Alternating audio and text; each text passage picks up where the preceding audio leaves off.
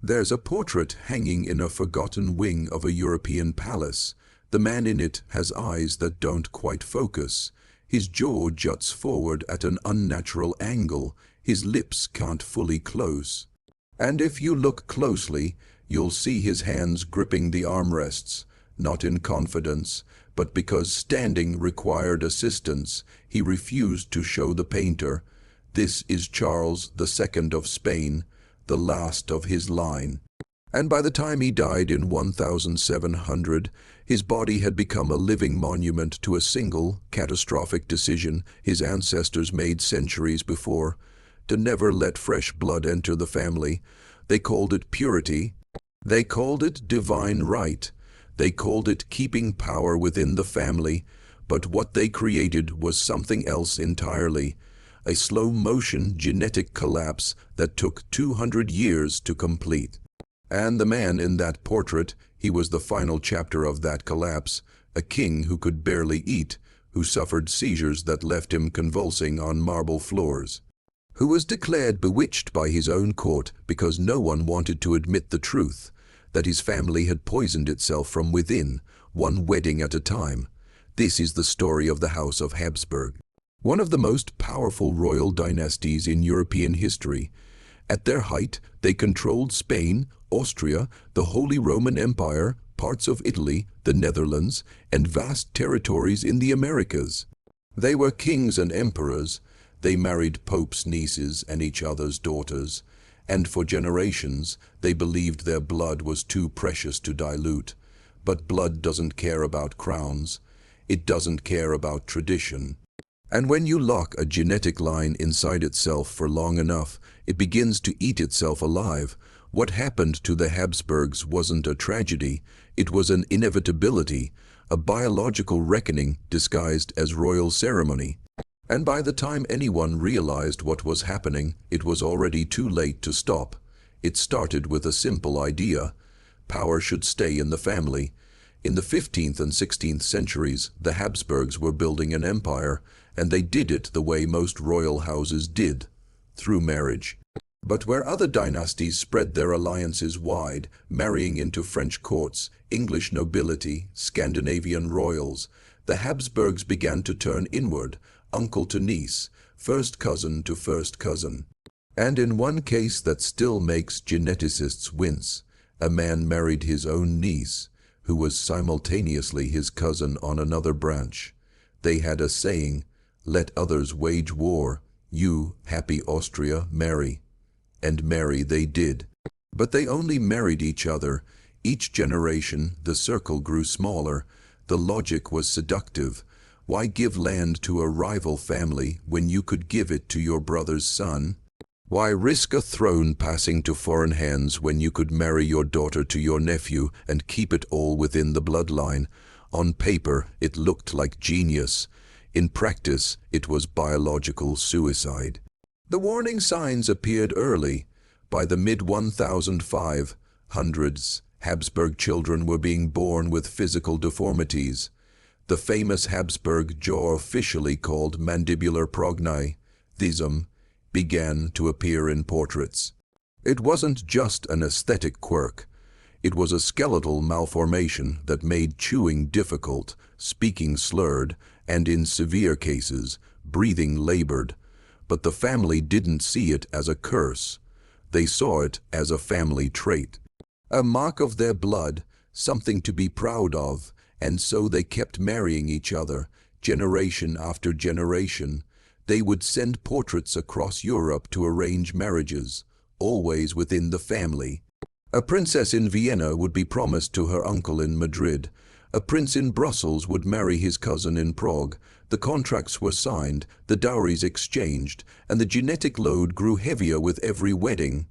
By the time Philip IV of Spain married his own niece, Mariana of Austria, in 1649, the family tree had stopped looking like a tree at all. It looked like a knot, and from that union came the boy who would become the endgame. The last king, Charles II, Charles was born in 1661, and from the moment he entered the world, something was wrong. He couldn't nurse properly. His tongue was too large for his mouth. His jaw protruded so far forward that his teeth couldn't meet, making it nearly impossible for him to chew solid food. For the first years of his life, he was fed liquids and soft bread soaked in broth. He didn't speak until he was 4. He didn't walk until he was 8. And when he finally did walk, it was with a stumbling, unsteady gait that required attendants on either side of him.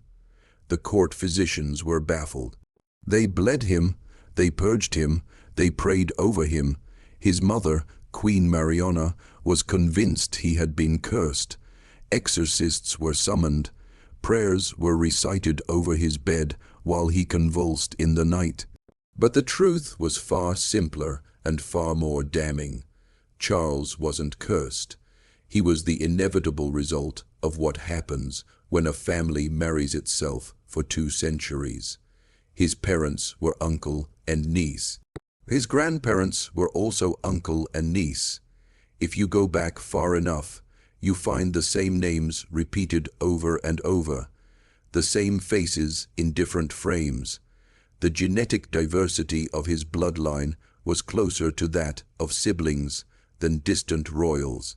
Modern geneticists have analyzed the Habsburg family tree, and what they found is staggering. Charles II had an inbreeding coefficient higher than if his parents had been brother and sister. Let that sink in. His mother and father were so closely related through multiple lines of ancestry that their son's DNA resembled the child of full siblings. The result was a cascade of genetic disasters. His immune system was compromised. His bones were fragile, his organs were malformed, and his mental faculties, though difficult to assess through historical records, were almost certainly impaired. But here's the most haunting part. Everyone knew. The ambassadors who visited the Spanish court wrote letters describing the king's condition in clinical, horrified detail. They noted his drooling, his inability to stand for long periods, the way his head lolled when he tried to focus. But no one in the family would admit what was happening, because to admit it would be to admit that their entire philosophy, that their blood was sacred, that their lineage was divine, was a lie. So they dressed him in fine clothes. They placed a crown on his head, and they called him king. Charles was married twice, both times to women chosen not for compatibility, but for political necessity. The first was Marie-Louise of Orleans, a French princess. She was young, healthy, and reportedly vivacious. The marriage was a disaster. Charles could barely consummate it. His physical limitations made intimacy nearly impossible. Marie-Louise wrote letters to her family describing her loneliness, her isolation, the suffocating atmosphere of the Spanish court. She died suddenly in 1689 at the age of 27. Some whispered poison. Others said heartbreak. The truth was probably somewhere in between. His second wife, Maria Anna of Neuburg, fared no better. She arrived in Spain with hope and left with bitterness. She watched her husband deteriorate before her eyes. The seizures grew worse, his legs swelled with edema, his skin took on a grayish pallor, he suffered from chronic diarrhea, fevers, and infections that wouldn't heal, and through it all there was one unspoken reality that haunted the entire Spanish court: Charles would never produce an heir. The dynasty was ending, and everyone knew it. The pressure to conceive became unbearable. Physicians examined Maria Anna. Priests prayed for a miracle, but no child came. How could it? Charles was barely functional. His body was shutting down piece by piece. In private letters, Maria Anna wrote that she felt like a prisoner in a dying house. The halls of the palace were quiet. The servants whispered. And the king, the man who was supposed to embody the strength of the empire, could barely lift his head from the pillow. By his 30s, Charles was a ghost in his own palace. He couldn't govern. He couldn't make decisions. His mother and his ministers ruled in his name while he drifted in and out of lucidity. He believed he was possessed. He believed his first wife's ghost haunted him. He believed the devil himself had taken residence in his body. And perhaps, in a way, he was right. Not the devil, but the sins of his ancestors, 200 years of closed marriages, 200 years of keeping the blood pure. And it had all led to this, a king who couldn't walk, couldn't speak clearly, couldn't father a child, and couldn't escape the body that his family had built for him, one wedding at a time. In 1698, 2 years before his death, Charles made a decision that would reshape Europe. He knew he was dying, he knew there would be no heir from his body, and so he wrote a will. In it he named Philip of Anjou, a French prince and grandson of Louis XIV, as his successor. It was a betrayal of everything the Habsburgs had stood for. For centuries, they had fought to keep the Spanish throne within the family, and now, with a single signature, Charles was handing it to the French. The will was kept secret until his death, and when he finally died on November 1st, 1700, the news spread across Europe like wildfire. Charles II, the last of the Spanish Habsburgs, was dead at 38. His body was so ravaged that the attending physicians were horrified when they performed the autopsy. His heart was the size of a peppercorn. His lungs were corroded. His intestines were putrefied. His head was full of water. One physician wrote that he did not contain a single drop of blood. His body was empty. If you're still watching, you're already braver than most. Tell us in the comments, what would you have done if this was your bloodline? Would you have broken the cycle, or would you have believed, like they did, that the blood was too sacred to risk? But the tragedy didn't end with Charles. His death triggered the War of the Spanish Succession, a brutal conflict that lasted over a decade and killed hundreds of thousands. France, Austria, England, and the Dutch Republic all went to war over who would control the Spanish Empire. The same empire that had once been held together by marriage was now being torn apart by armies, and all because one family refused to let outsiders in.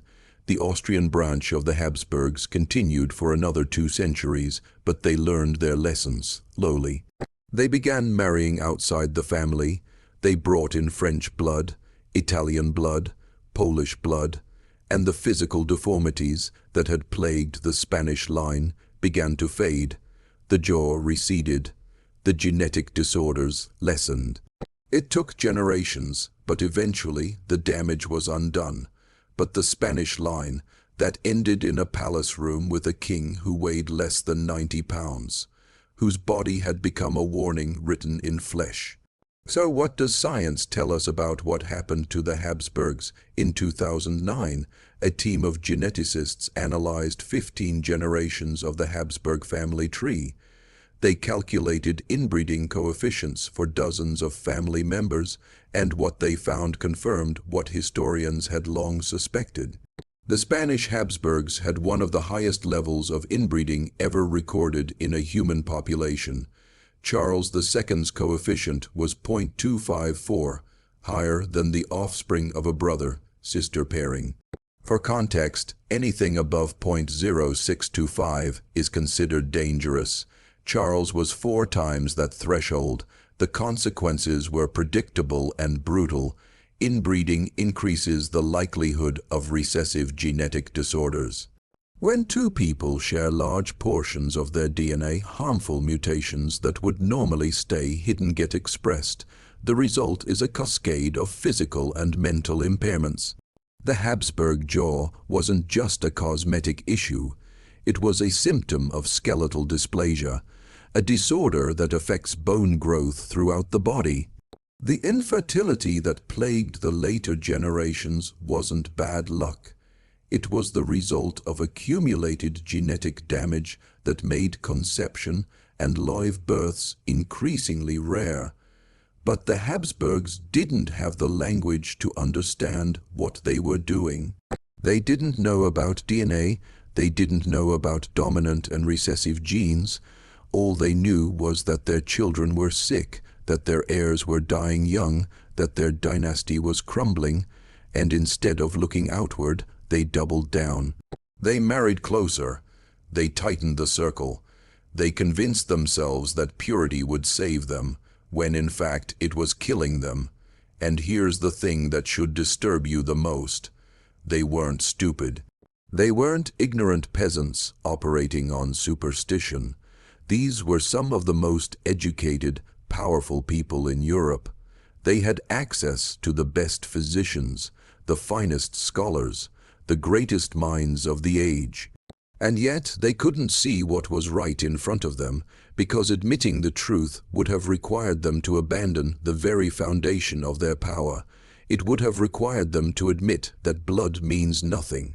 That lineage is a story we tell ourselves, that the divine right of kings is just a useful fiction to keep crowns on heads and thrones in families, and they couldn't do it. So they watched their children suffer, their dynasty collapse, and their empire crumble, all in service of an idea that was killing them. Today, the portraits remain. You can walk through museums in Vienna, Madrid, and Brussels and see them staring back at you. The progressing deformity captured in oil and canvas. Emperor Maximilian I, the jaw just beginning to show. Charles V, more pronounced. Philip II, severe. And finally, Charles II, the culmination of it all. A face that looks like it's collapsing in on itself. Each portrait is a chapter in a story that no one wanted to read, but everyone could see. The Habsburg legacy is complex. They were patrons of art, architecture, and culture. They commissioned some of the greatest works of the Renaissance and Baroque periods.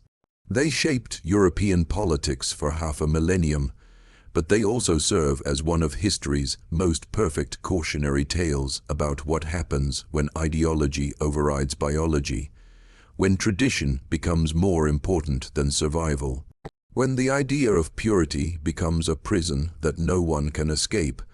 Charles II spent his entire life trapped in a body that wasn't supposed to exist.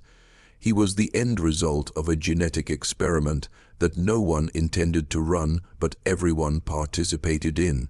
And when he died, childless and broken, the message was clear. Nature doesn't care about your bloodline. It doesn't care about your crown. It doesn't care about your empire. Push it too far, and it will push back. And when it does, there's no exorcism, no prayer, no royal decree that can save you. The Spanish Habsburgs are gone. Their palaces still stand, but they're museums now. Their portraits hang on walls, watched by tourists who stare at that jaw and wonder how it got so bad. The answer is simple and terrifying. It got that bad because no one stopped it, because every generation made the same choice their parents did, because they believed that their way was the only way. And by the time someone finally broke the cycle, there was nothing left to save, just a dying king in an empty palace, waiting for a body that had been failing since birth to finally give out. That's how a royal house collapses. Not with war, not with revolution, but with a wedding, and then another, and another, until there's no one left to marry, and no one left to remember why it mattered in the first place.